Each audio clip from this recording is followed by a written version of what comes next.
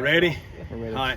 All right. Good day two. Another beautiful weather. Thank the good Lord for that. And second day and helmets down, so now we can put pads on, which we're all excited about. And saw a lot of people flying around. Saw Jay Stanley flying around on the back end, making some plays. And Josh Ratliff has continued to improve as a player. And I really like our depth at O-line. I like our first two groups. I think we've really taken strides at that position.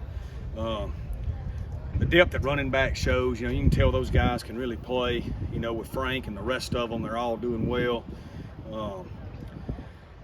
With that, I'll open it up. There's a lot we can talk about, but with that, I'll open it up and see what y'all want to talk about. How hard is it to gauge the offense sometimes when you don't have pads on, as far as offensive line? And well, you just want to cover people up, and you want to do, what you want to make sure we're assignment sound. You want to make sure we're doing it with the techniques that we teach, and you want to make sure that we're covering people up, and that's really it. You can convince yourself of anything until you put pads on with all positions. And but we like where we're at with this group. Most of this group has played in some way, shape, or form. Last fall, most of them played, and then they played again this spring. And I'm looking forward to watching them play again tomorrow. Coach, what kind of struggles have you seen, I guess, through 2 days of camp so far? I don't know that I've seen any. Everybody's excited. It's early. We haven't hit the grind part of it yet. We got depth. We're just installing on both sides, and nothing out of the ordinary. The young kids are swimming. You know what I mean? Like they should be. It's like, for them, it's like jumping into Calculus 4 when you didn't take Calculus 1, 2, and 3. You know what I'm saying? So you got to get caught up and learn. Going from high school football to college football is a drastic change. And so that's big for a lot of them, but we got good attitudes, and I like the young kids. Boy, they got a lot of length and size, and I think they got a chance to be really good players. Coach Brownlee was such a big part of what y'all did over on the boundary. But it looks like this year y'all have the ability to maybe put more speed over there. Can you kind of speak to that and how that might play? Yeah, we got Brownlee to the field a lot last year towards the end of the year. And the way defenses are starting to play, sometimes you can get more one-on-ones to the field than you can the boundary. So we got Caston and B. Hayes right there, a little more of a running back type body. They can use they're over 200 pounds and thicker, so they can use their size, if you will, to create space as opposed to height.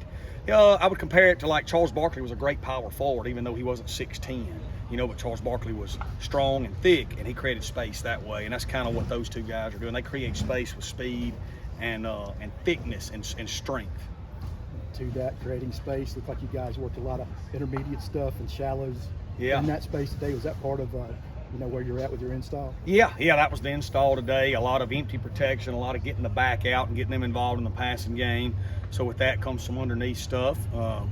We still went over the top a little bit. Those two young wideouts, J.J. Butler and Matt Nixon, you can tell they're going to be good players. Those are two great signees by Desmond Lindsay.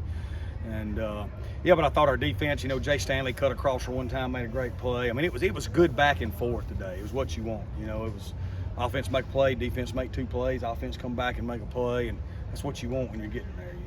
You talk about Dylan Lawrence a little bit. He seemed to be all over the field today, batting down balls. Felt Every like day. If you throw anything to him, it's not going to get caught. Yeah, great football player. Yeah. I'm ready to say that. Because he did it for 15 practices of spring ball. He did it through the summer, and now 2 days. Now we'll put the pads on tomorrow. But look, Dylan's not afraid to hit. He's a team guy all the way. He's an older guy that's already graduated. He's a leader. He's George County. And George County is Southern Miss, and Southern Miss is George County. So. We're just happy he's here, and man, him and Jay Stanley and the rest of those guys back there, that's a formidable group now. Do you expect him to be a starter? Oh, yeah. Coach, offensive football is always evolving. RPO game's been big the last 6-7 years. Can I talk to where you see it right now or where it's going? Yeah, I think the one thing that has never changed is you can't put a ring on your finger without figuring out how to establish the run. You got to be able to run the football versus equated numbers in the box. So if we got 6 blockers and they got 6 people, we got to be able to run it. And after that, you start making them add another guy to the box, and you got to be able to complete passes and those things. So, the RPO was a big wave early. I don't think you're seeing it as much over the past few years. I think defenses have learned to match that. And probably over the next few years, I think you'll see offenses kind of go back in time a little bit and get a little more ground and pound. And in the tackles, you're probably going to see because of the speed and the adjustments by the defense. Football's all cyclical, right? You know, Joe Gibbs killed everybody with GT counter in the 80s with the Redskins, and you didn't see GT counter through the early 2000s. Now it's back in abundance. You know, Is there still room for a power out fullback? I think so. I don't know if there will be for us this year, but I think there will be at some places, and there will be eventually. Coach, as the pads come on tomorrow, what kind of changes what you guys look for as a staff and maybe how the players perform a little bit? Yeah, we want to make sure that we are, you know, looking. We want to see who can block, who can get off blocks, and then who can fit up and tackle. We're not going to be able to tackle tomorrow, so who can fit it up the right way and throw it and get in the position to tackle, and then who can execute offensively with pads on. You know, catching the ball is different, throwing the ball is different. All those things are different with skilled kids. So seeing that adjustment and how they overcome it, and then when we finally get to go live a few days later than that, you know, it'll be interesting to see who can tackle and who can break tackles. From your experience, like, how do you think you know, certain kids like do a little bit better when they got pads on, you know during practice? Yeah, they're called football players. You know what I mean? I mean, they're called football players. I mean, I don't know what else to say. I mean, football's played with pads on, and just if you can play without pads, a lot of times you can still play with pads. But there are some people that just can't do it, and there are some people that are better with pads on. But yeah, you gotta play football with pads on. Thoughts on how you guys threw the ball today? I thought they threw it well again. You know, it's good to see when things are open, we're hitting it. You know, their eyes are there for the most part. It's really hard versus our defense because our defense disguises well and does a lot of stuff. So, you know, but I think they're picking it up well.